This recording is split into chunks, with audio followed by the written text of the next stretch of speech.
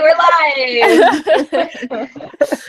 live. So today we're chatting with you guys about writers and social media, a little bit what we love and what we don't love, and the platforms that we utilize. Megan is in the corner. She's a stealthy, silent one today, just because she's got a lot of background noise. But hopefully she'll be able to join us a little bit later if things quiet down for her. The Super Bowl or something? There's a Super Bowl. Yes. I know nothing about sports. Yes. Okay. Yay, yes. Sports. America. Yay! America and footballs and stuff. Woo! Yeah. It is football, right? Yeah. Yeah. At least I got that right. Well, I do say it was a delightful group of strapping young men. Run around and what side are we rooting for again? I know Megan just said in our chat that her city is playing, which is true. I'm very excited because the Atlanta Falcons are in it, and they are like never in the Super Bowl. So, and I'm from Georgia, and Megan lives in Georgia, so it's very exciting. Very exciting.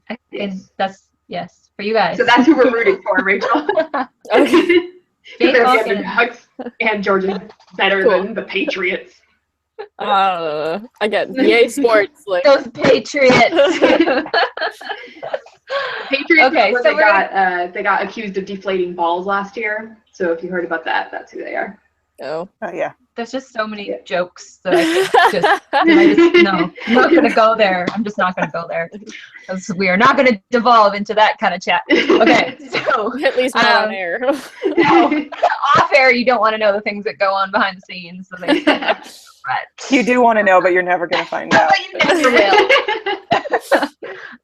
So do we want to go down the line a bit and talk about our, let's say, top 2 favorite social media platforms and what we like about them? So Rachel, you are first on my left here.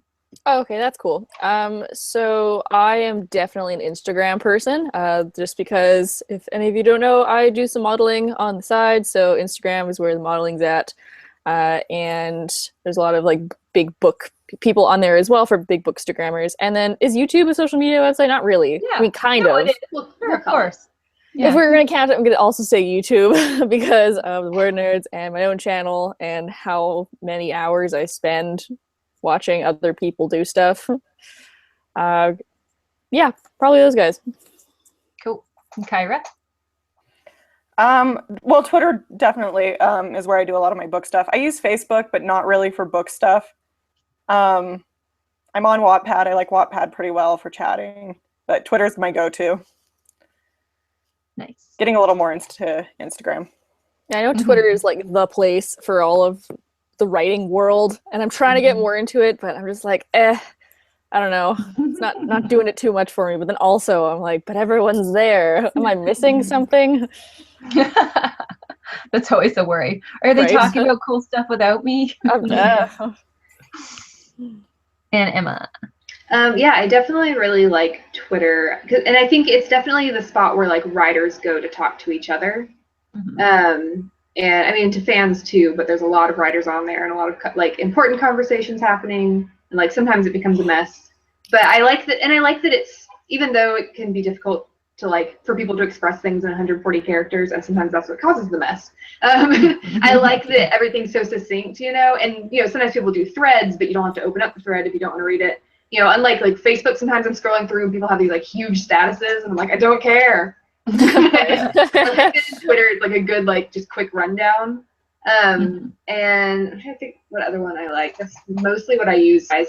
I like Tumblr as a fan site. Like I like that just for like following like art people are making and what people are saying about like certain book franchises that they like and things like that. It can be fun. It's hard for me to choose.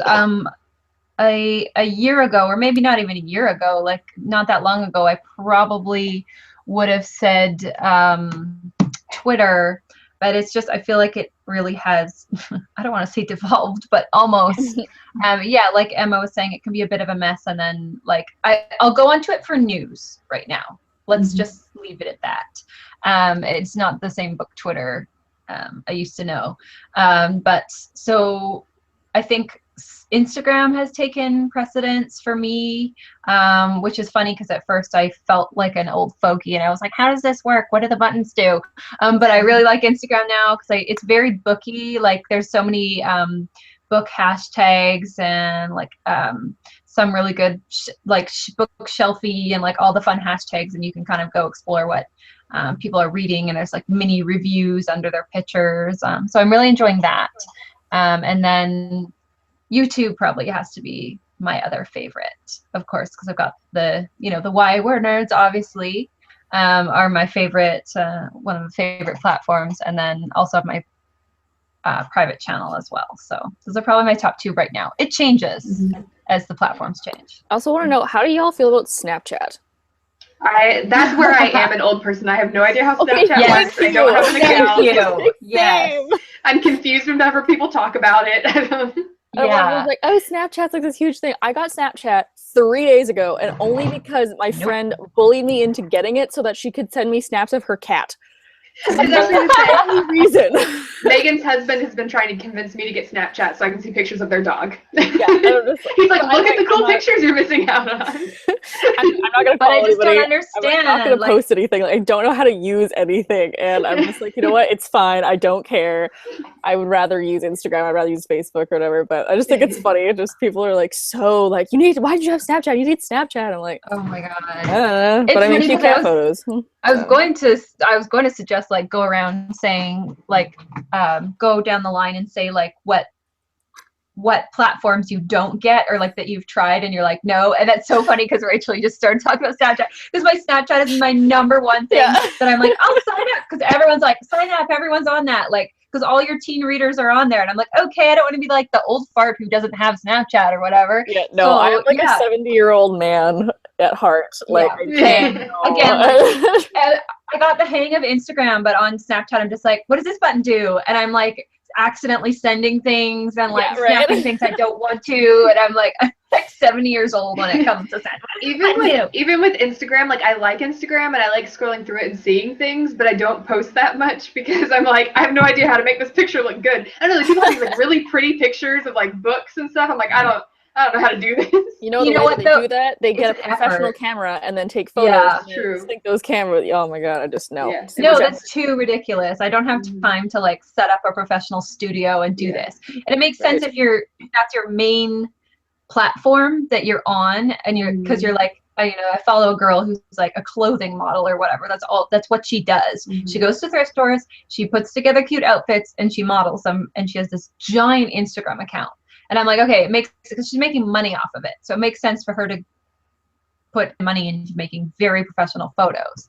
Whereas me, I'm like, oh, snap a picture of my bookshelf and then put a weird filter over it. That's the amount of work I go to. Well, actually, I kind of realized how big it was for writers a little while ago, like Instagram, I mean, for writers, because I actually follow a couple of, well, I mean, like, oh, you follow your favorite authors and stuff like that. But like, I follow a couple of people who post their own work every once in a while, and they have these like really nice ways that like, they set it up. They like print out a page in like fancy font and then like draw stuff on it and then take a picture of it on Instagram and stuff. So like I found people that way, or even some if you follow your favorite authors on Instagram. Like one of mine just she got her book translated into, I cannot even remember what language, so she took a picture of like the box of them with all the cool titles and like the covers in different languages. So, like that's kind of cool. Yeah, it's really good for stuff like that. You know which author has an amazing Instagram? Alexandra Bracken. Oh. Alexandra Bracken's Instagram is so good. Tahira Mafi has an amazing one too. Yeah, she is too. And also, Alexandra Bracken's dog has an Instagram too. Tennyson. I'm sure the dog has better Instagram pictures than me. And probably more followers. Yeah. Hers are really good. Oh my gosh. Yeah, I don't know. So Snapchat is one of the ones that I don't do. And then also Tumblr. I tried so hard to get onto Tumblr because all the fans are on Tumblr, all the fandoms are on Tumblr, but I just... Oh, I'm on Tumblr and I like it, but I also don't get it.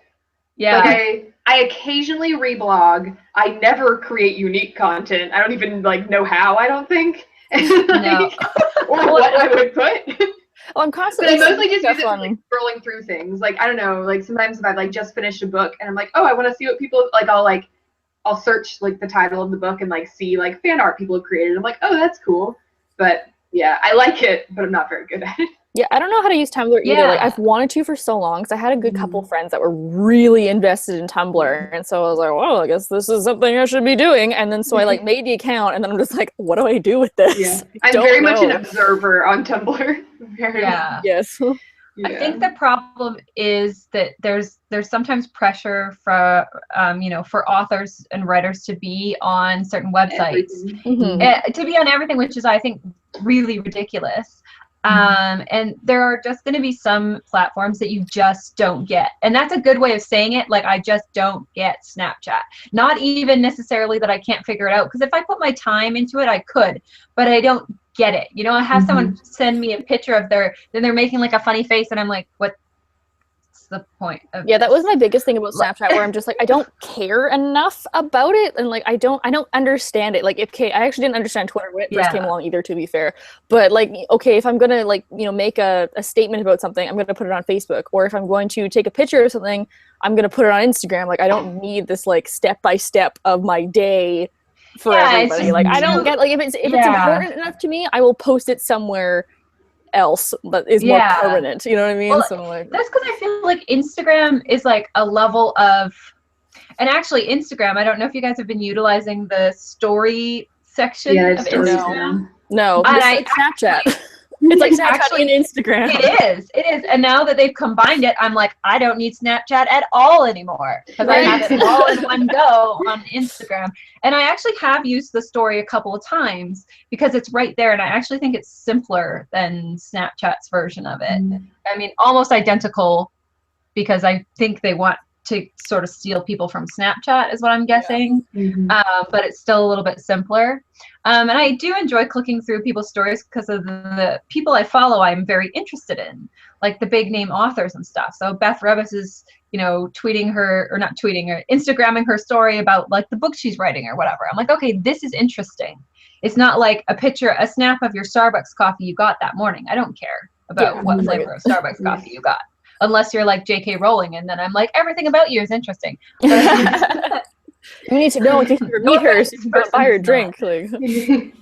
Yeah, I need to drink the same tea J.K. Rowling drinks. Exactly. Okay, no, I'm not that obsessed. Well, maybe. And I also think it's important, like, not only do you not have to be on every social media platform, you don't have to use every social media platform for your writing, or you can have separate accounts for things. Like, I have a Facebook, but it is not public, and I don't use it for my writing. You know, if I'm published one day, I'll post a link so that my friends and family know, but it's very much a personal thing. And even like my Instagram, like maybe 15% of my pictures are actually about books. Like, it's about other stuff too, you know, so.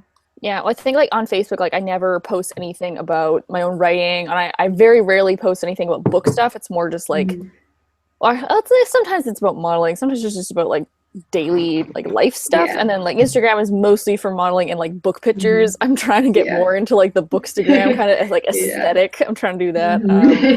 And then Twitter is just kind of like random funny things that happened to me that day that I'll just kind of tweet out at. But so it's definitely okay to compartmentalize your social media life if you need to. And and then like everything on Wattpad is just writing and like nothing else. So I use Twitter for like just writing. Occasionally something about something I did that was cool, you know. But, well, and the thing is too, like, social media can be great, but it can also be very time consuming, and you don't want to be spending more time doing social media about writing than you are spending actually writing. Yeah, it's definitely one of, it doesn't really even matter what platform it is. Like, it is just a deep, dark hole that, like, if you really start going at it, then you can be there forever. And I'm like, what am I doing? I'm just like seeing all these pictures of like everyone's sandwiches and like how they feel about, you know, some obscure law that they just found. Like, I don't care.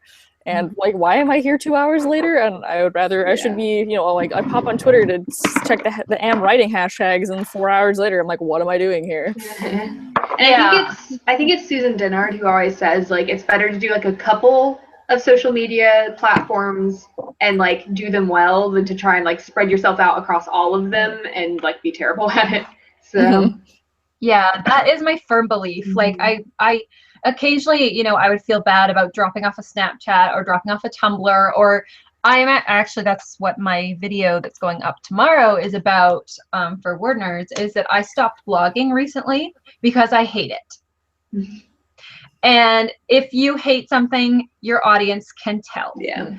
Because I was not being my authentic self, and I was not enjoying what I was doing, and I was, you know, trying to pry subjects out of thin air because I had nothing that I needed to, that I wasn't already making in a video or saying on Twitter or even just, you know, chatting about on Facebook, you know, because there's nothing that you have to come up with content and have new, fresh, interesting content every week at least, right? Or every 2 weeks or whatever. And I just hated the format. So it was just like going to the dentist every week. I was like, why am I putting myself through this? Well, that was the thing. So I stopped. Sorry, that was the thing that I kind of decided when I started my own YouTube channel. I was debating between a YouTube channel and a book blog, and eventually, I started off with a YouTube channel, and eventually last year I did end up making a book blog, just to post book reviews kind of whenever I wanted to, because I do work with, like, low-key work with some publishing houses for advanced copies. So that is the place that I post all of my reviews. I definitely do not post every week. I do not post on a regular schedule, and I don't post every book that I review. But it's still kind of good as like a, what's the word? Like validation that, like, yes, I can manage this, and I am social media savvy, and I did in fact read it. These are the things that I liked about it, you know. So you can kind of pass it off being like, oh yes, I have a book blog. It's because of this, and not just like, yeah, I just, you know, I'll send you like a paragraph over Facebook. You know, it's like a little bit more professional, but I'm not there every day, and I definitely make most of my content on YouTube instead. Yeah. Which is fine, because all the publishers care about is that you review it in some form or whatever, talk about the books in some form, right? Well, there's this couple I watch on YouTube that do a lot of food videos and like life living videos, and they have a blog as well, so they'll always link. They're like, oh, you know, check out the blog post for more, and I'm kind of like, how much more can you write about that? And I really give them props, because there's always something more that they write about in the blog post they didn't mention in the video. So I mean, good for them to be able to you know, compartmentalize it into what goes on YouTube and what goes on a blog, but I can't do it. I can't make that distinction. It's gonna go all in one place, because I'm definitely gonna forget about it if I don't. Also, in the comments, people mentioned a social media platform that we completely forgot about, which is Pinterest. Ah, bless Pinterest. A great time suck. Yes. Okay. Actually, Pinterest is one of those. It's one of those things that I am on, and I find it interesting, but for my personal use, you know, or brainstorming. I'm not on it for a platform necessarily. Yeah, usually, like, if I'm about to start a new project, I'll go on and like find some pictures that help me like picture my characters and like setting, or like do a good job of like capturing like the tone of the book or something. But then I may be in the process of writing the book, I maybe like look at it a couple more times to remind myself, or to like get some inspiration. Yeah, I'm on Pinterest all the freaking time, and it's because of like writing photos. You put in like fantasy character, and then you hit boards, and then you are there for like freaking hours scrolling through all those. But yet I have never pinned a single thing, and I have like all these followers, and I'm like, who are you? Why are you here? I haven't pinned anything. Like, what are you doing? I think they're just like people off of Facebook that found me, but I'm kind of like, all right, that's cool, whatever. I just like save all the photos that I want on my computer. So I don't do anything on Pinterest, though I am very active on Pinterest. It's so funny that you like take the extra effort to save it to your computer. Right? I'm just like, I don't have time to like go and like figure out what board it's on. I'm just like, hey, we'll save it to picture. I'll figure it out later. What if the internet goes down? Then I have a flash drive full of photos. So say, what if your hard drive crashes, but it goes to flash drive? Maybe. They're on a flash drive. I have a very interesting way that I organize all of my writing stuff. So let's talk a little bit about the fact that agents and editors are generally asking for writers to be on some kind of social media platform. Like, what do you guys think about that? Do you think that most of them expect you to be active on Twitter, or at least have a website, or? You're definitely supposed to at least have a website. Yeah, websites are somewhere they can find you. Yeah. Well, I think it's just, it doesn't really matter what media platform you're on. It's because you want people to follow you. You want people to like you, because then if they like you, they're going to buy your book. Yeah. Well, it's also, you know, And like there's also, you know, like you publish a book and someone reads it, and that way they can find you to find out if you have more books coming out and all of that. Or they can, you know, tag you in it, and then other people can find it, and then other people are going to buy your books, and then you're going to make money. Huzzah! Yay! Or One you thing know, we meet did friends. I don't know, either or. well, that's important too. Like, and that's the most, I think, important tip is to be authentic on whatever platform you're on. And that means, particularly on Twitter, I used to see, I think I've like pretty much weeded out these people so I don't see them anymore, but they used to continually tweet like, buy my book, buy my book, buy my book. Hey, here's my cat, buy my book, buy my book. You know, it was just like a very few interesting or personal tweets in between, just constant links to their books or reviews to their books, and it just gets really tiring and obnoxious. And I ended up, even some like big professional authors, I'd be like, why am I constantly seeing reviews of the same book? Oh, it's because he's retweeting them all and all I see is his book in my timeline. Yeah, I'm not going to follow someone unless they're interesting, no matter how much I like their books. If they're not interesting, I'm not following them. Yeah, which is why I think it's important to be authentic on social media rather than just like a walking billboard for your book or whatever product it is you're trying to push, you know. Frustrating. One thing we didn't touch on was author newsletters. Does anyone have a newsletter sign up? Not for authors, but interesting enough to merit a newsletter. Exactly. I do have a newsletter. I have a smaller amount of subscribers right now because it's something that I think doesn't have like kind of natural growth unless you go out of your way to be like, sign up for my newsletter and get this. I think it's something that, and I've had it for a few years and like I'm happy with the numbers right now, but I definitely need to continue to grow it because you'll hear publishers and publicists saying that a newsletter is like the #1 important thing you can have because regardless, it's one of the most important things because regardless of what platform you're on, if you're on Facebook or Twitter, if they decide to shut down or kick you off or delete your account, or like they go the way of MySpace and nobody uses it anymore, if you've built your entire platform on a website like that, you're screwed. You know, what if you built an empire on MySpace? Where are you now? Right? So if you are if you've got a newsletter and you've got thousands of people's emails, I mean, they might change their email, but I know people that haven't changed their email for like 20 years, right? So also almost everybody has an email. Having their emails. That's the other thing. Where like other people are spread across social media sites, but pretty much everybody has an email. Exactly, yeah. Which is why social media campaigns can be quite useful if you're running them through newsletters. And people do like trades, like, oh, you go on my newsletter, I'll go on yours, and so that's something to think about, particularly if you are publishing. I was going to say traditionally, but self-publishing as well, because you can like I did my book release cover for Frost earlier than anywhere else. So my newsletter got the first look at it, stuff like that. So I don't think it's particularly good unless you have like something that you're not selling. I don't want to say selling, unless you have a book to tell people about, or you have like I'll newsletter tips about like query writing, or like links to the YA WordNerds. Oh, I just did this video over on the YA WordNerds. So you have to have a certain amount of content. But yeah, something to think about. What about you guys? Anyone else think of any more underutilized or stuff we haven't talked about as far as platforms go that authors might want to think about? I guess I'll maybe speak a little bit towards the blogging because I do blog more. Like, I mean, I don't do video blogging, so I like blogging. I'm not as active as I used to be, just mostly because I'm busy. But it is kind of all about finding like what social media platforms work for you. So if you're like me and you're like kind of awkward on camera, then like maybe blogging is better for you. Yeah. I don't know. I think we're all a little bit awkward on camera. Just do it anyways.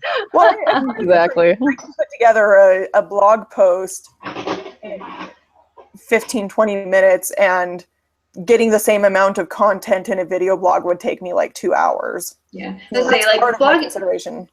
blogging can definitely be more convenient, and especially, we're all writers. Like, a lot of writers find writing a blog easier. So, and it's something, that you can like edit along the way. Like, I will say vlogging can be difficult because if you like mess up what you said, you have to go back and do it again. You can't just like fix a word that you typed wrong, So, yeah. Or if your video preps, like mine's been doing for 3 days. There's one freaking video I'm trying to put out on my channel. Very frustrating. No. And I also think blogs can be like really convenient, like for reading too. Like, as much as I love YouTube, I don't watch vlogs as much as I wish I did, because I'm at work most of the day. And like, I'm sitting at the circulation desk in the library, and I can read a blog post on the computer, but I can't like be watching videos while I'm up there. So you can't like skim a vlog.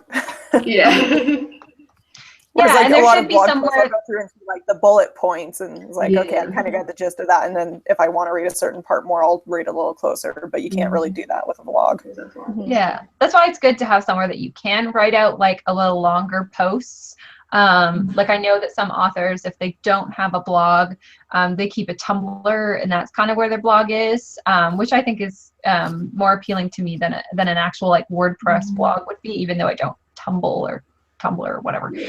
See, like showing my age. Oh, how do you do this Tumblr thing? But I actually have a Watt blog, which is over on Wattpad, and I just sort of like a collection of my random thoughts more than anything else. So I can have something super casual where it's just like my ramblings, or I can actually have like an official announcement about like or whatever, right? So because it's so casual.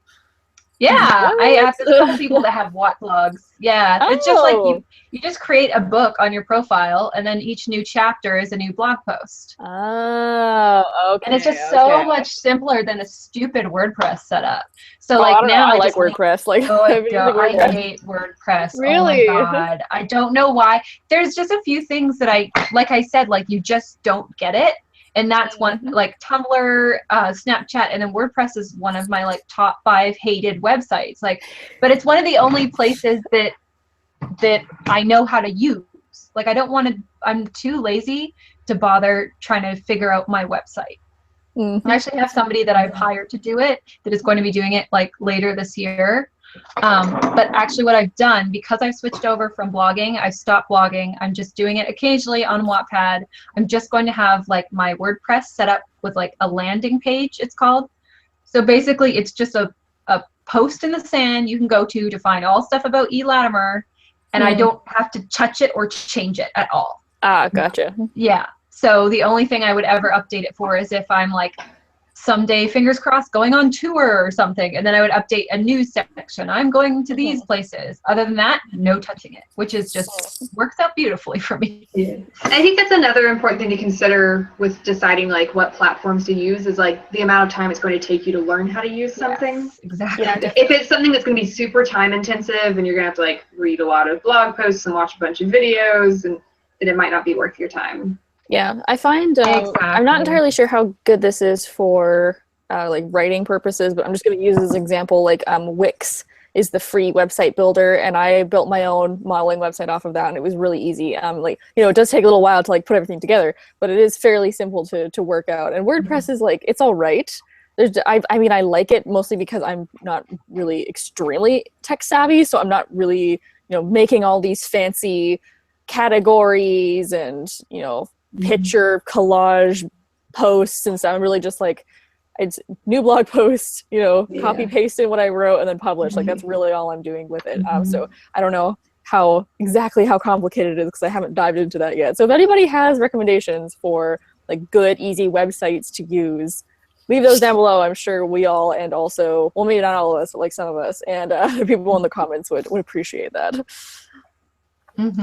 Yeah, I just like, it's like Emma, like you were saying, like it totally depends on how much time it's going to take you. And I was trying to do my own website on WordPress because I have my own domain. This is elatimer.com. And then I'm like, I want to make it pretty so that people actually go to it and like click on the buttons. So I was like trying to set up my own thing basically. And like it's basic, but I spent so much, it was like hours and hours of trying to figure out how to install stuff and how to put like a countdown clock wherever, and I'm just like, I could have just kept going and sunk weeks into it, because I'm just like the farthest thing from tech savvy that you can possibly imagine, right? So it just ended up making me so mad, and I don't usually wig out over trying to figure out social media. It's usually like fairly easy. So I was like, okay, this is not something that I should be doing. And like someone else might enjoy the process of like trying to figure all that out. And if you do enjoy that, if you're willing to put the time in, then do it. But if you don't want to put the time in and you want something that's going to be quick, then look into methods that take the amount of work you want to put in. Exactly. I don't think any publisher or any reader is going to go, oh, you don't have a website with a blog, I don't care about you anymore. It's just as long as they can find you somewhere, that's what matters. Yeah. Find you a list of your books, your bio links for their 7th grade project. Exactly. Oh my God, I just realized one of the biggest social media platforms for writers that we didn't talk about is Goodreads. Oh yeah, I saw that in the comments. That's not really for writers, though. Not technically writers, not writers. Writers is the wrong word, but well, I mean, kind of, right? Because if you get your book published on Goodreads, you are a writer, and then you have a writer bio, and you have all links to your books. So I'm terrible for it because I don't use Goodreads. I love Goodreads, but I definitely think Goodreads is, I mean, well, yes, like writers are on it and you have a profile and stuff. It's definitely a reader-oriented site. Like reviews on Goodreads are not for writers; they're for other readers. Yeah. I have mixed feelings. Some people do not quite understand. But some people are like, "You need to read this bad review of your book," and it's like, no, I don't. Why would I want to do that? The book is already published. That is going to do me no good. Yeah, exactly, right? Yeah. Like, I wish you changed that, but it's too late now. What do you want me to do about it? I think it becomes a problem when writers believe erroneously that Goodreads is a platform for them. I think it's primarily for readers. And if you get really involved with the community, I mean, it's not an issue for you to get really involved with the community as a reader. That's great. But if you go in like, buy my book, it's another thing, right? You just see all the spam, and then people are fighting over these reviews, and it's just not a good place to go in. There definitely with your author hat on. There definitely is like some room as a writer, because I think it is good. Like I like when writers that I like have like given, have like rated books. And a lot of writers, and this is smart, only rate books if they really like them. But like I like going in and being like, oh look, Maggie Stiefvater gave this book 5 stars. Maybe I should check it out because I like her books. Maybe I like this book she liked. So I think it can be really good for that, because a lot of times people do ask their favorite authors, like, what are your favorite books? So it's a good place to like steer people and be like, here, you can look at my Goodreads and see all the books that I've given 5 stars to. And also I know that when a writer has a profile, it can be linked to their blog, and then it will like notify readers if they like have a new blog post, or if they have a new book that just came out. Like I get emails that are like, this author whose book you've read had a book release today. So cool. So it can be good, but you definitely need to be careful as a writer not to get too involved, and also probably not give low ratings to books you hate, because that's rude, because the other writers are your coworkers. So exactly. They're your colleagues. People have mixed feelings on that I've heard, like about if you should give negative reviews or not, but I just personally don't. I think if you are just a reader, I think you should, because I think it's like fair to be like, I didn't think this was a good book, or else every book will have a high rating and Goodreads has no purpose. But as a writer, you have to be careful. So it's not like, oh, this writer hates this other writer's book, And you're just creating drama. Well, especially if you keep in mind that you might meet that person someday. Yes. And like a lot of writers, as much as they preach at you not to, they do read their reviews. So or you might need that person to like do like a blurb for your book, you never know. So. Well, I guess this is kind of segueing into the how to be polite on social media, that I'm sure everyone's heard like a gajillion times from various things about not posting bad stuff and being respectful and all that. But like it really does come around, and I'm sure people will, be looking at your social media, and do you want to come off like a jerk? I don't think so. Yes. And actually that's something that, we've talked about before in the past, because we had Jennifer how do you say her last name? The literary agent. Blaylock, I think, or Blaylock.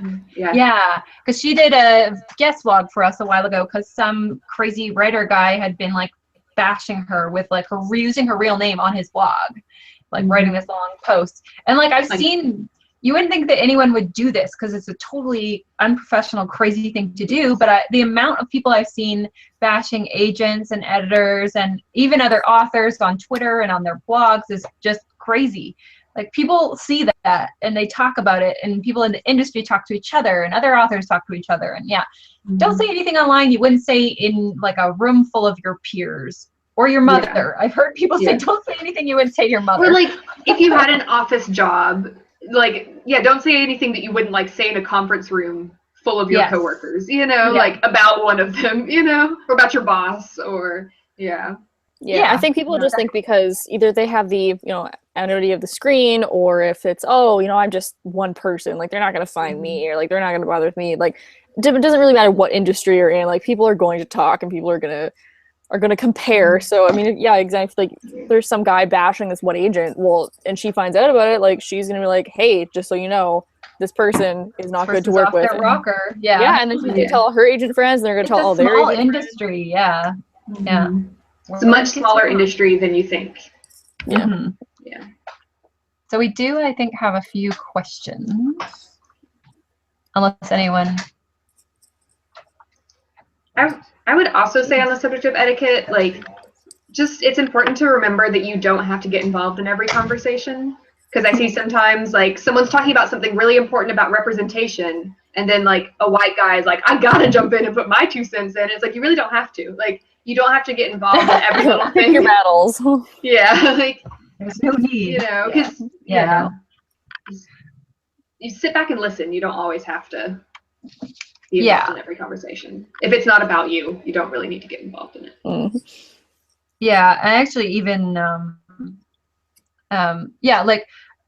in those types of conversations, I definitely will like signal boost and stuff, but I don't get as involved in them even as I used to, because it does take a lot of your time. Like you can literally spend hours talking about, like, say, diversity on Twitter. Which is, there are some people that's their main thing. That's what they do. That's what their books are about, which is great. But like, I used to just spend way too much time on Twitter and be like, oh, where did the day go? Why didn't I get the writing done that I wanted to do? Well, it's not just time. I think it's energy. It takes a lot more energy to be involved in these kind of discussions than it is to do a hashtag where you're like posting, I don't know, how talking about like and I'm not talking about like they're important conversations, but you need to be self-aware of like sometimes you need to check out. And also like self-care.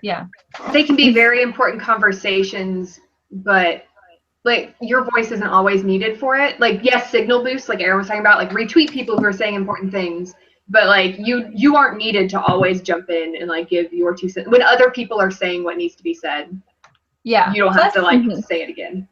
Plus, like, on top of that, my new policy is I don't reply to trolls. And even people that are like borderline trolls that they want to argue with you, they're not necessarily calling you names. I'm just like, I just don't have the time or energy, and neither of us is changing our minds.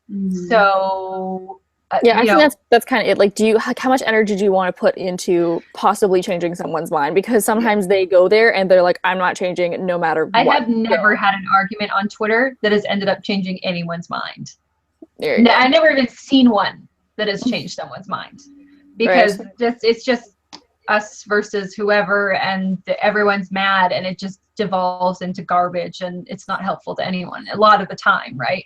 And it is just sucking away your writing time. So especially because it's very tense on Twitter in a lot of areas right now, and it's just like literally will suck your whole day away if you let it.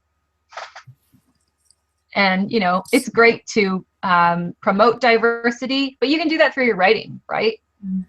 And if you're letting your writing fall to the side to talk on Twitter, okay, questions. This is kind of on subject. So would you recommend talking only about books and author stuff on your social media, or would you diversify the content on your professional account?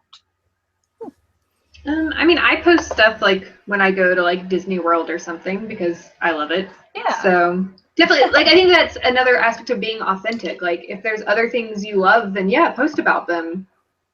Because that makes you seem like a real person and not just a billboard being like, I love learning about my exactly. I love learning about my favorite authors.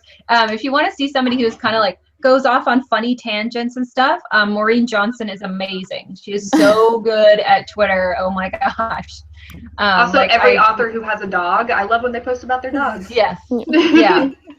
I think posting about their day or something funny that happened to them, like those are some of my favorite tweets, honestly, because I care about, I want to know about them as a person because I'm a fan of their work, right? Mm-hmm. So I think the answer is yes. Just be yourself. Mm-hmm.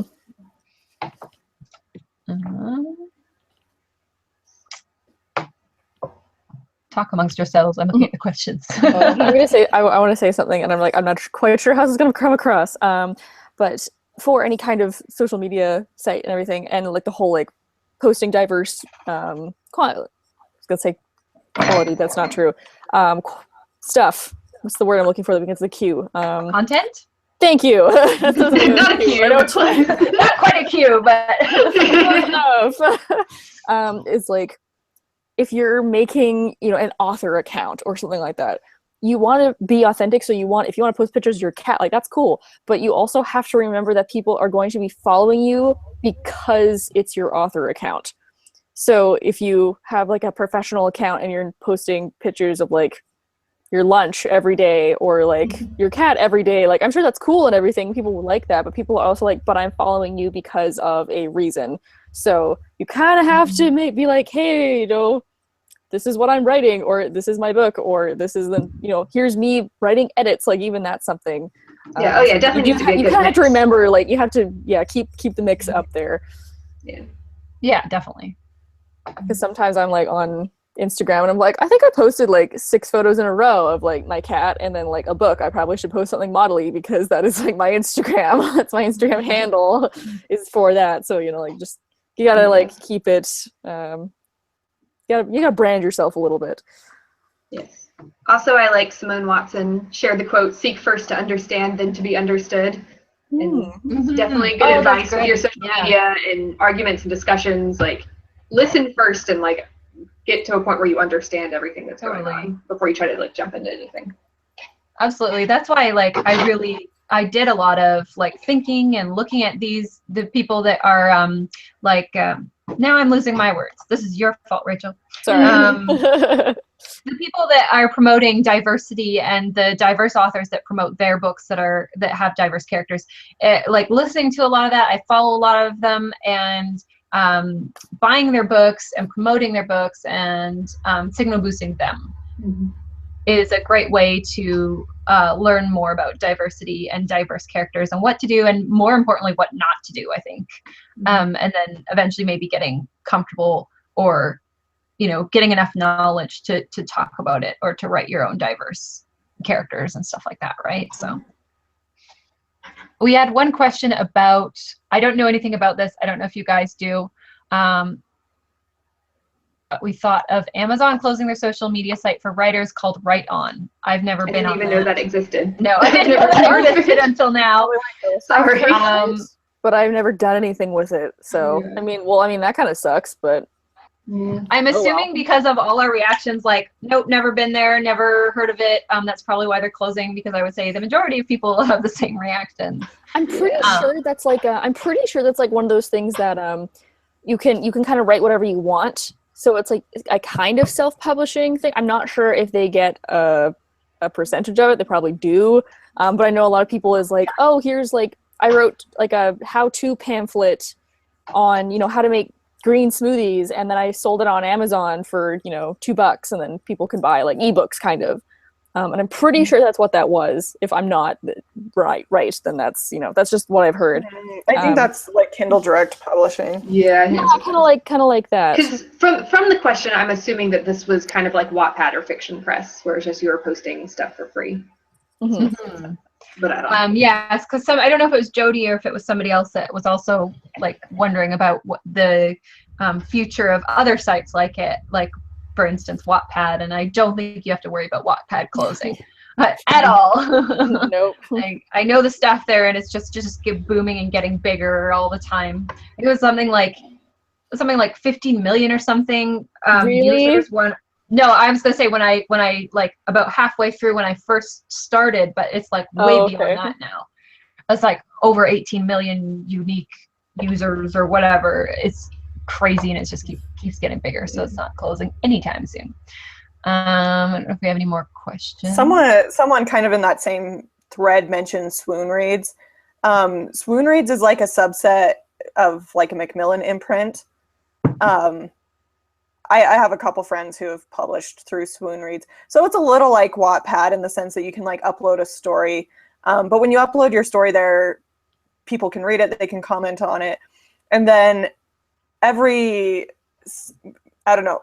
don't know how long the consideration period is, but they sometimes take those books and then publish them as like real books.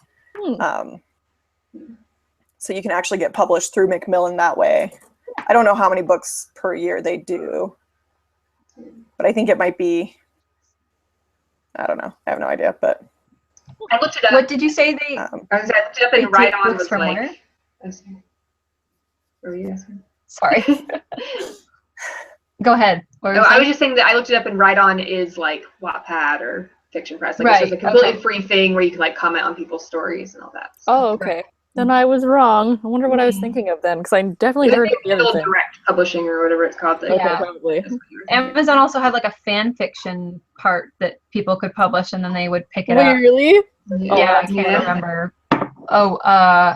Something Worlds or something. I can't. Yes, Amazon Worlds or Kindle Worlds. Kindle Worlds, I think. I don't know what it was. Something like that. It was something Worlds. It had Worlds. Yeah. We had another question. So, what do you think of the use of WhatsApp and mobile chat apps for authors? People use them a lot. Do you think it's a good thing to do? I don't. I want to be like, what is that? I now feel old again because I don't. I know. I've heard of WhatsApp. I've heard of WhatsApp, but I don't really know what it is. I was on WhatsApp. Actually, I was on WhatsApp and I deleted it because we don't use it. I just text message now. I don't. For authors, I don't think it's useful.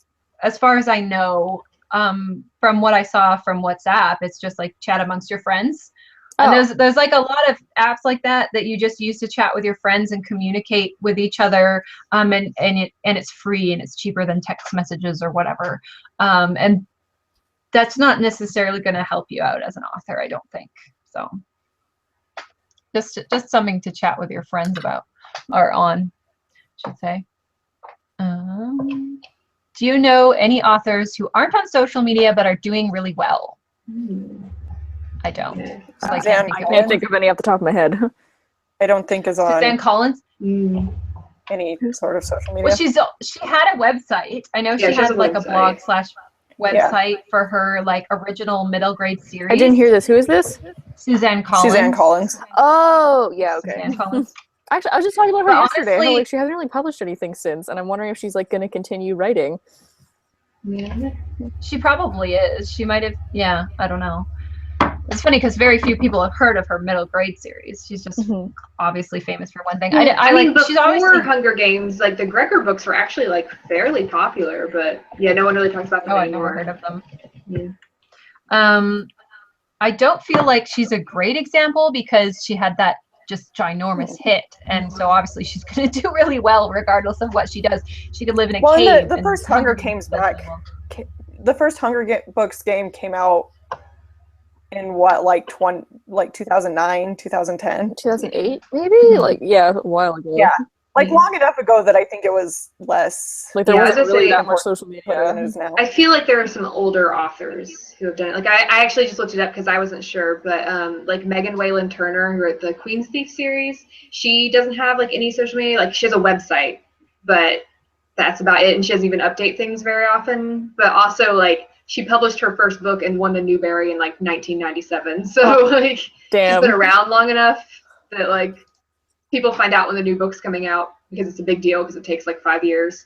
And then that's all, you know. I feel like you can, like it's possible to be successful and not be very much, you have to at least have a website, I think, somewhere that people can type in your name and find your other books. Like that's pretty essential. Definitely have to have a website. Yeah. But as far as like not wanting to go on any other media sites, I think that's viable. Like you could do it, but is it wise? I don't know, right? Because I know that publishers are saying it's pretty important to be on, at least one or two other platforms, right? And they don't think they would say that if it wasn't important. Yeah, definitely readers like to connect with authors, and that's why they say it's important. And that's, part of how people find out when you're going on tour and all of that. So yeah, it's good just because people like to know, but you can at least do that with a website. So exactly. I can't think of any authors that like don't even have a website, other than I feel like if someone's like, I'm going to go on tour, and then they have it on their website, I'm not going to check their website, but if they post,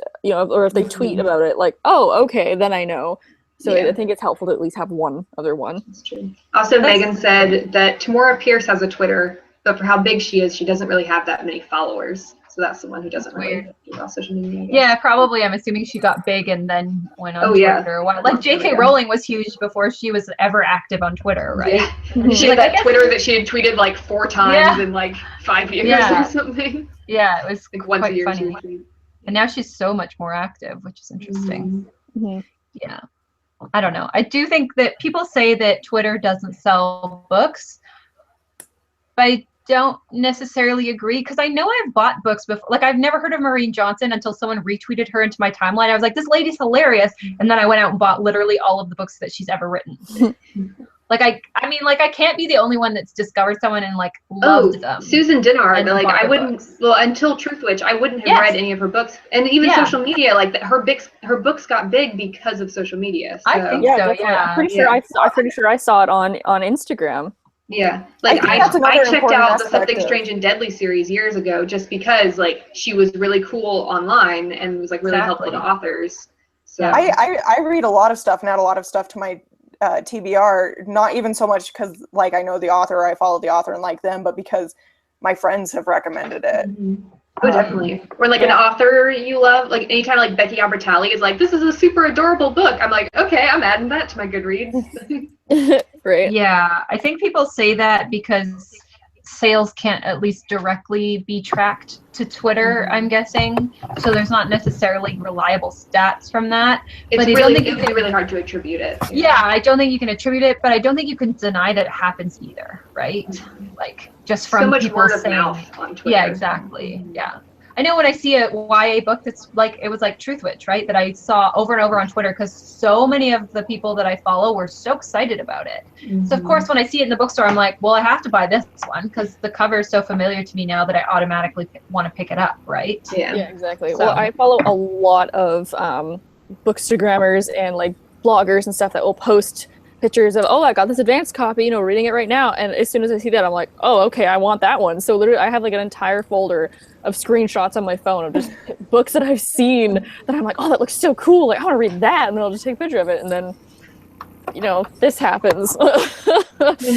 So.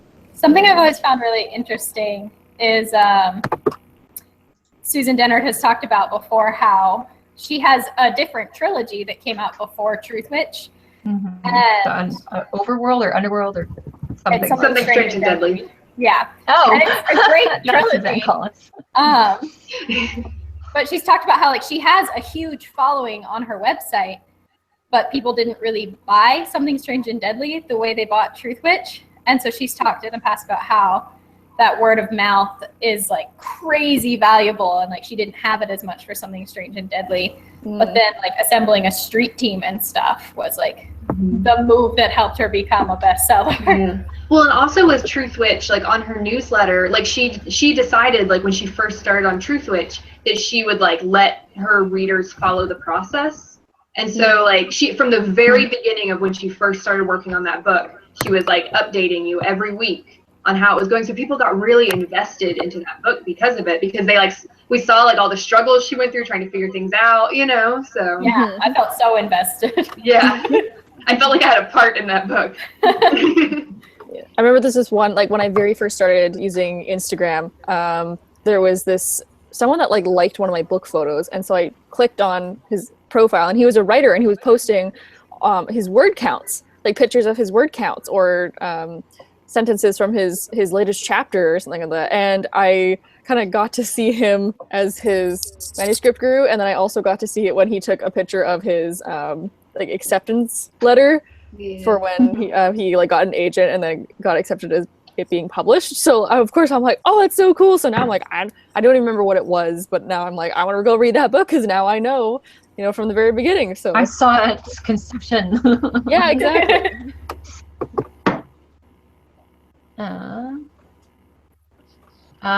So just a writer wants to know, if you go by a pen name, should you use that when you sign up for a new platform? Yes. Yes. Absolutely. Your social media should be under the name you're publishing under. Yes. So people can find you. And then we should have a whole chat about pen names one day, because yeah, that's a good idea. like I want one because it's cool. Also, I'm like, I have enough trouble with my own name, so I don't have to deal with that other one. And then we had a question from Marshmallow Cass. What kind of content would you put on social media? Like when you see someone post a photo of writing in a cafe? Well, I mean, it depends on what social media platform you're on. But like updates on how your writing is going is always a good thing, and whether it's on, you know, Instagram or Twitter or Tumblr or anything, you know, talking about like how many words you've written or what stage you're at or anything like that is good. Yeah, I can like repost on Tumblr like writing advice or like pictures that you're inspired by, or you can talk about the books you're reading and liking, of course. On like maybe platform you can do. Megan also really like posting GIFs. Yes, that's the Like super highly relatable GIFs where it's like if you're having a day where you're revising and it's just like not going well and you post a GIF of, I don't know, like someone falling in a pit or something. Also, it's a good idea to like get like especially if you're on Twitter or maybe Instagram, like looking into like hashtags that are popular. Like in Twitter, it's really great to get involved with like One Line Wednesday, where like there's a theme every Wednesday. You find a line in your manuscript that like relates to that theme and you post it. So that can be really fun. I know there's a lot of Twitter chats. I don't get into like any of those, but there's a lot of them out there for writers. Yep, I'm involved in one. I'm one of the hosts of the Wattpad 4 chat. We have every Monday, we have different cool guests and stuff and different cool topics. Everything's just so cool. Let's see. I know I had something I was going to say about the content. Oh yeah. It's funny because I've heard people say that like publicists say that you don't tweet so much about the writing process or writing advice, because then you'll only get people that are there to you know, get your writing advice. So I thought what Emma said about people not buying Susan Dennard's first book was kind of interesting. Like if they were all just there for the writing advice. But I still do anyways, because I'm like, it's the one, like I'm really obsessed with writing and writing advice and all things writing. Twitter in particular is, like we said at the beginning, is very like writer centric. So a lot of your followers on Twitter will also be like people, and a lot of readers at least some point in their life have thought about writing a book, you know? Totally. So. Yeah. And I never just go ahead. I say even just like, I get not posting too much writing advice, but writing or posting about like the writing process can still be good, even if your followers aren't writers. Oh, totally. Like we were talking about with Susan Dennard, it got people involved and invested in the book. So yeah, totally. I've never really understood that advice that you shouldn't post that much about your writing, because I think that a lot of readers are also writers. And like readers, I mean, I'm a writer and I buy so many books, it's ridiculous. Like a lot of your fan base that buy your books and support you are going to be writers. That's just a fact. I have noticed that on Facebook, writers post less about writing, because I think you're more likely to have like just people who just want to read on Facebook than you are on Twitter. So That's actually something that I forgot to ask you guys about. What are your thoughts on Facebook author pages versus profiles or groups? Do you have a page or no? No, and I don't really follow them either. No, I don't. I think I follow yours, Erin. If you have I haven't posted it. I have such strong feelings. I have such strong feelings about the author pages, about what Facebook did to them, because I don't post on mine anymore at all. Yeah, because Facebook, they like changed their algorithm, right? So now if you like someone's page, you aren't necessarily going to see everything that they post. Yes. Yeah. Well, try almost nothing. That's the issue. That's the reason I don't post, and I don't think it's worth having an author page at all anymore or keeping up with it, because I have like, I can't even remember, like 600 followers on my page, and I would post a status or a link or something, and it would be like 10 people. Yeah. 10 people out of 600 people I will would see this. say that it might depend on genre and audience. I think YA, you're less likely to get engagement with it, because teenagers in general aren't using Facebook as much anymore. That's true. Yeah. But I have a coworker who is very into romance books, and she follows all her favorite authors on Facebook, and her, like, the authors are like always posting, and so because we make fun of her because she'll be like scrolling through her Facebook at work and we'll see all these like shirtless guys. And she reads that kind of romance. The headless hero. So I think for certain genres it might actually be like a really good thing. It might make sense. Yeah. And she'll talk about like in like the comments on the pictures, like all the readers are super engaged and having conversations and stuff. So that's awesome. I'm gonna buy it. But YA, I don't think it's very popular. Yeah, I actually found way more success with an author Facebook group. So I have a like a fan page that's actually not a secret group, a private group. Mm-hmm. And so I'll like every once in a while I'll post on my Facebook and be like, oh, here's the link if you want to join. And like people actually talk to each other in the comments, and I can like respond back to them, and like most of them see the post as opposed to like 5 people. So I found that frustrates me a great deal less.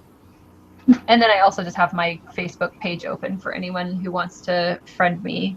And then, that will last up to, I think you can only have something like 6,000 friends, and then it doesn't work anymore. But I'm not anywhere near that, so it's not a problem yet. Only 6,000. Yeah.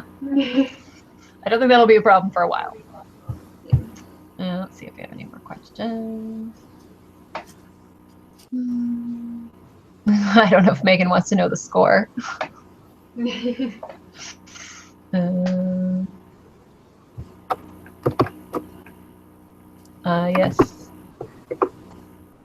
Somebody's saying they don't keep up with social media as much as they should. Yes, the guilt.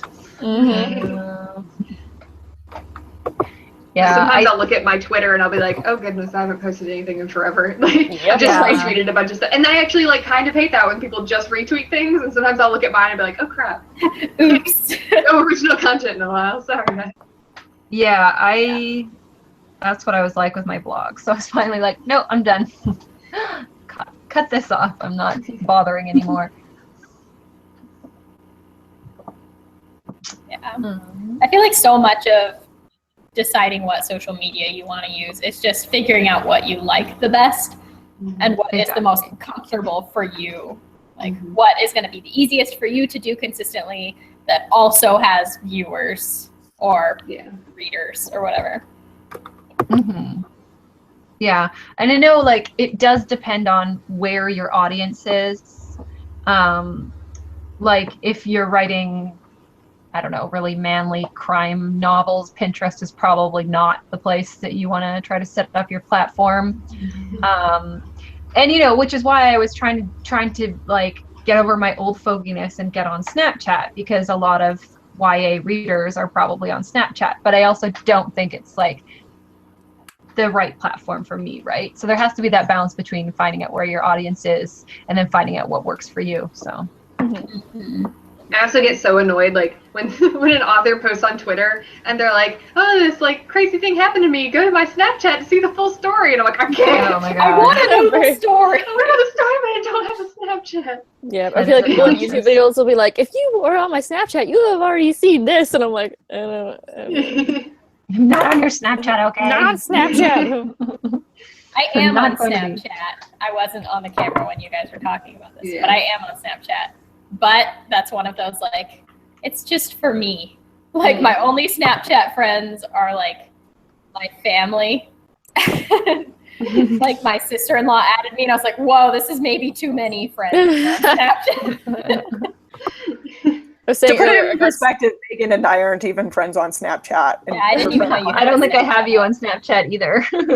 Well, I don't Like, Snapchat really. I was saying earlier that I got Snapchat 3 days ago because one of my friends bullied me into getting it so she could send me snaps of her cat. Like, that's the only reason I have it now. Yeah, I would add you guys on Snapchat. You could see Ollie. And probably like pictures of me, like that's all I use it for. I never check it though. Like I have it and I just always forget that I have it and I don't bother. Yeah. Actually, that's something that you could answer, Megan, because we all went through like our 2 favorites and then the ones that we loathe and or don't use. Yeah. Favorites are YouTube and Twitter. Mm-hmm. And least favorite is Instagram. I can't figure it out. I tried once and it shut my phone down like 7 times. Okay, when I meet you, I will show you how. Okay. I don't take very many pictures either. And so, because I had an iPhone 4 at the time, and Instagram. No, Rachel. Was, like, just she was so offended that you don't like Instagram that she left. I'm done with you, Megan, and your Instagramness. I'm out. Yeah, so Instagram was newer and my iPhone 4 was older, and I tried to download it and use it and it just killed it.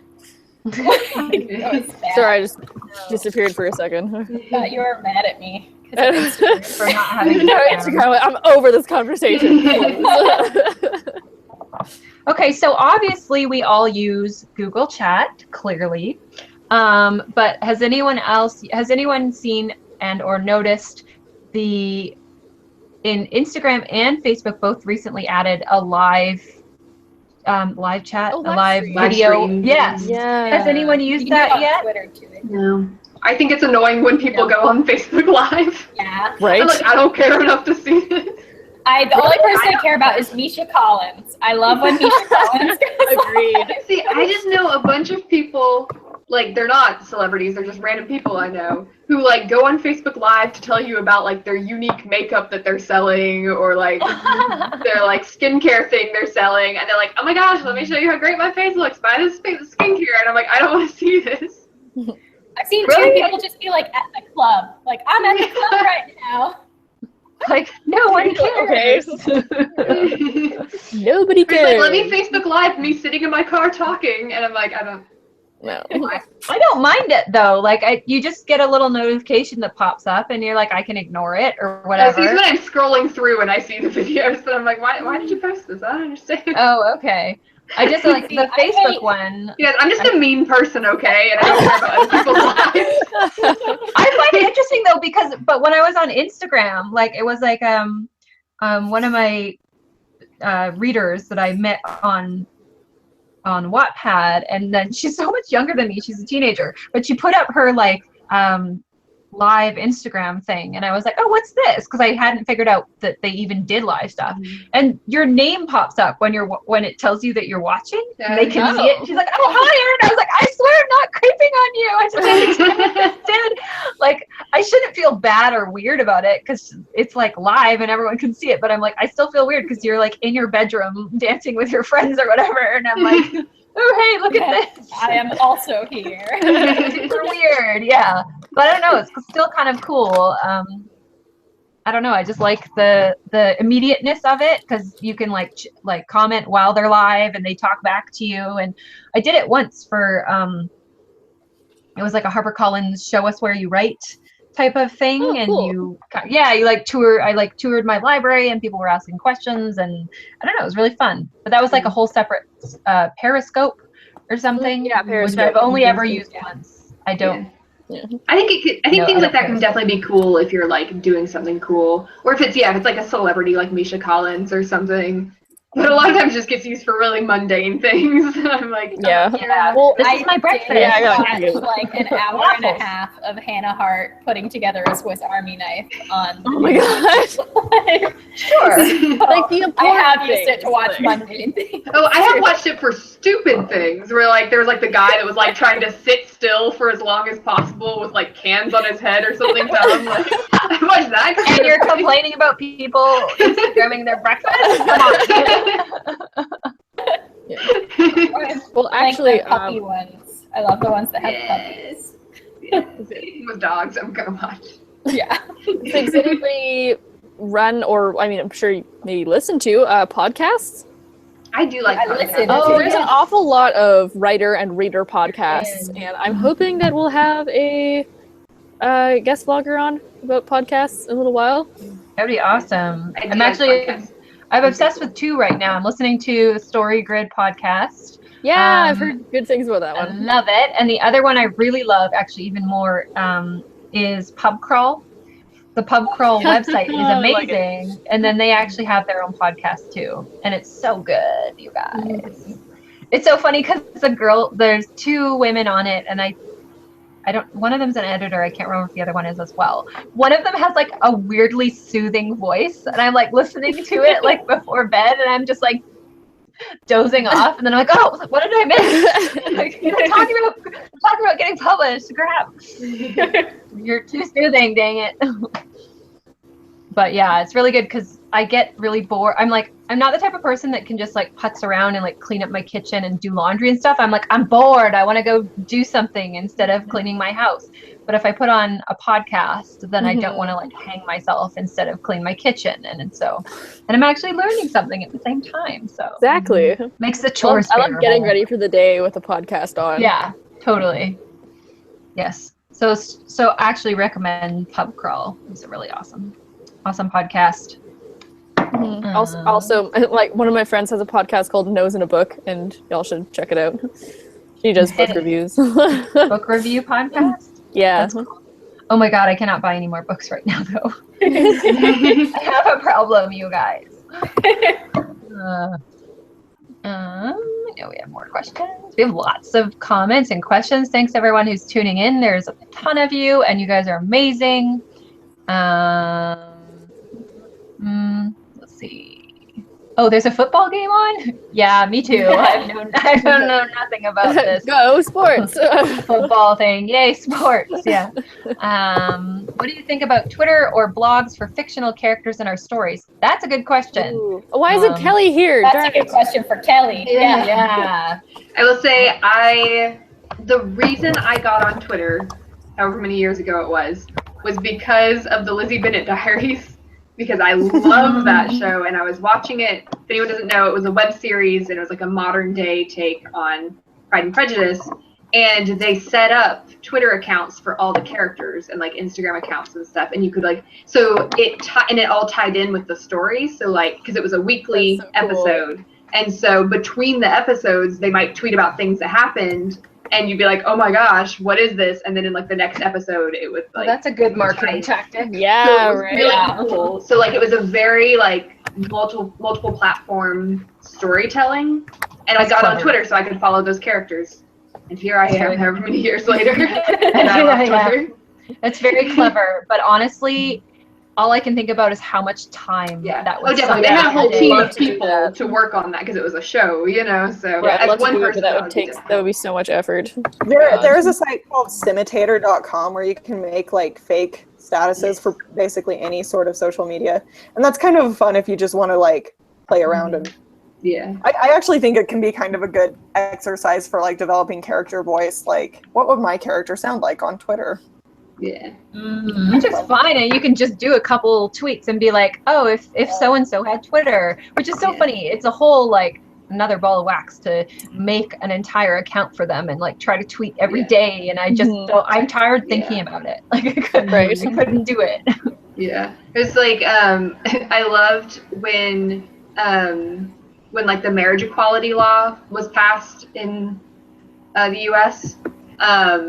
Becky Abertali did like a fake email between her characters, and it was really cute. Oh, so cute. About wedding cake. He's so cute. Oh my god. Okay. So I think if you did like little things over here. Yeah, if you did little things like that, you know, that could be really cute. But I wouldn't do like a huge production because that'd take too much time.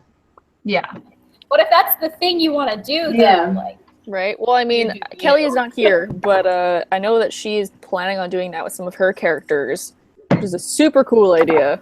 Mm-hmm. I think they have a really cool idea if you want to put the time in. I love the idea.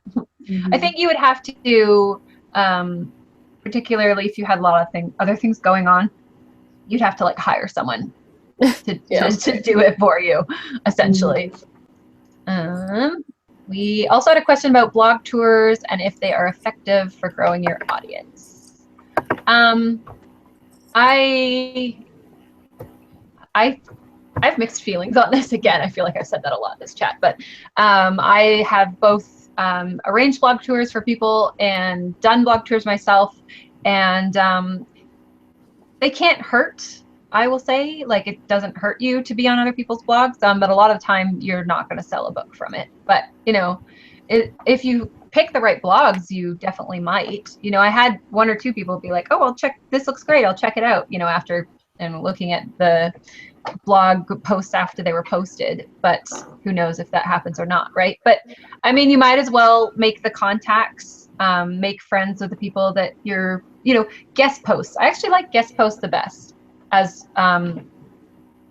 someone who's participated in blog tours, because you're not just kind of like, here's the link to the book. You're like actually creating content for people to read and sort of offering them something other than just like a blurb and a link to your book. So that was my favorite way of doing blog tours. Anyone else?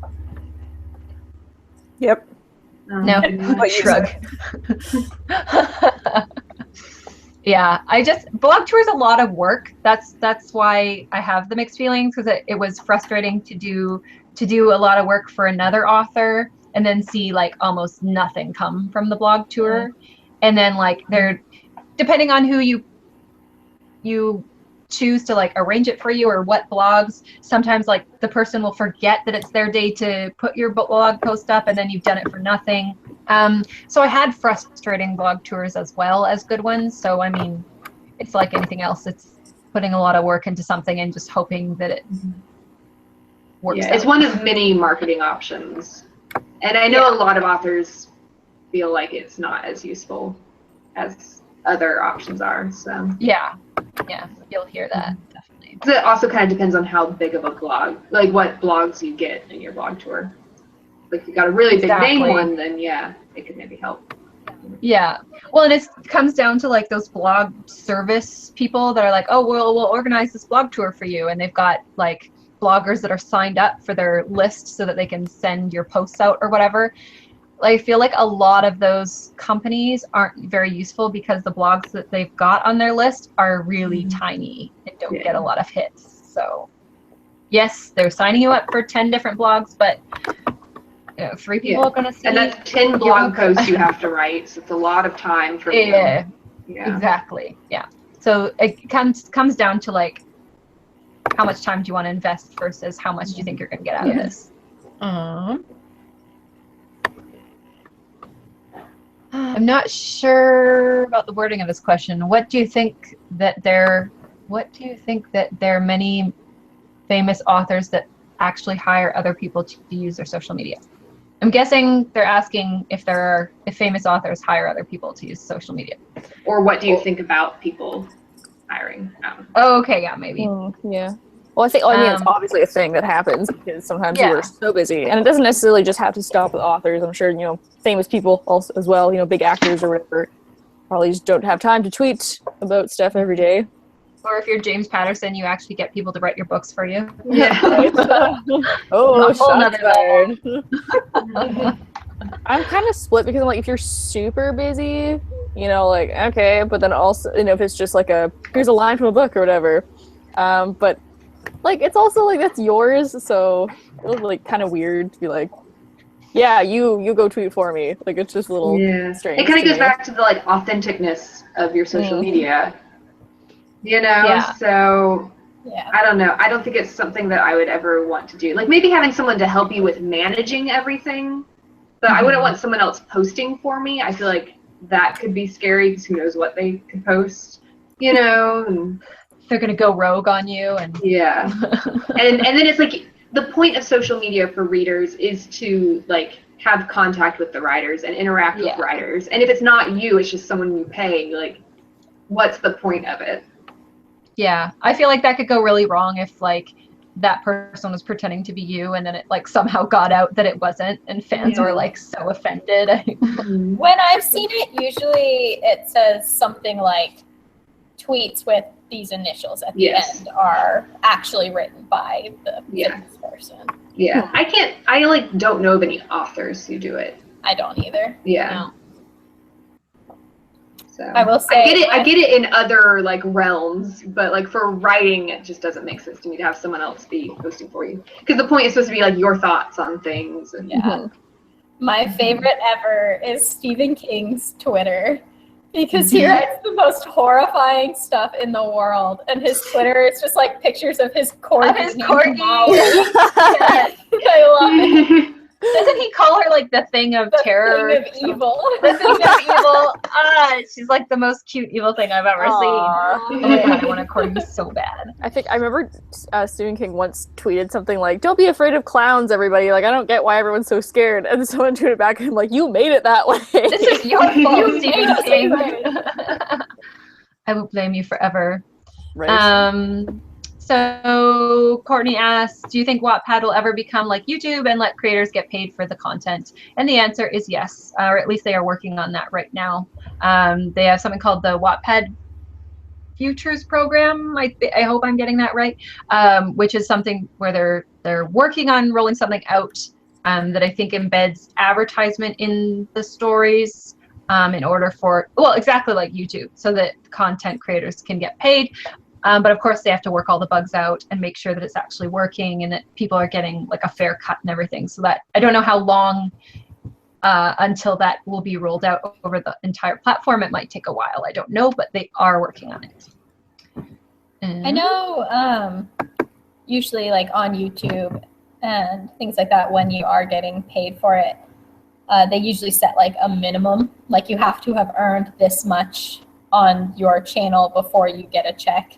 So for YouTube, you don't get any money until you've earned $100. Yeah. I guess that I have not everyone's going to be making money. No. I have the AdSense thing on my YouTube, my personal YouTube. Same. And it's like so small, you guys. I made a cent. I made $1 and it's been 4 years. Yeah, like it's just not it's not good.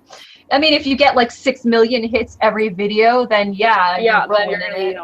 I mean, you guys don't get 6 million every Don't brag, Megan. Don't. Just because your face is perfect. Let's see.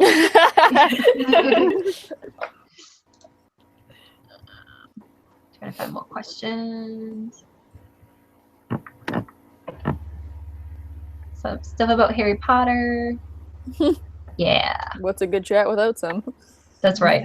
I think it comes up at least once every chat. Is it even an actual chat if Harry Potter? It doesn't. Is it?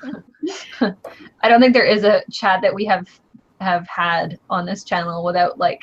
Well, J.K. Rowling came up earlier. Yeah. Yeah. Exactly.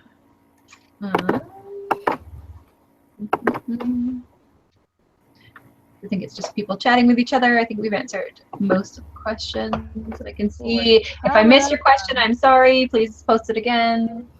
You're coming up on like an hour and 20 minutes-ish. This has been a good chat. All right, cool. Yeah, so I think we got to most people's questions. Does anyone have any kind of final thoughts on social media platforms and how to utilize them? No. Don't be scared. I know sometimes it can be intimidating, but the community is really nice and awesome, and it's worth it to get involved. And don't think of it as a marketing tool. Think of it as a place to make friends, and I think everything else will kind of follow naturally. That's a really good advice, yeah. And just be your authentic self and make friends that way. So, yeah. Thank you, everyone. We had a great turnout. We had tons of questions. Thanks so much for all your comments and questions. Don't forget, if this is your first time here, to subscribe, please. We would love to have you back again. We do this every Sunday. Do we know what next Sunday's subject is? Backstory. Backstory? Cool. Backstory. Yes, building backstory. Ooh. Make it sound surprised. So I'm like, for that one. is it really silly. okay. I think now that you said it, I'm like, oh, I vaguely remember talking about that. But we planned all of these so long ago. Okay. Yeah, So next there it Sunday is.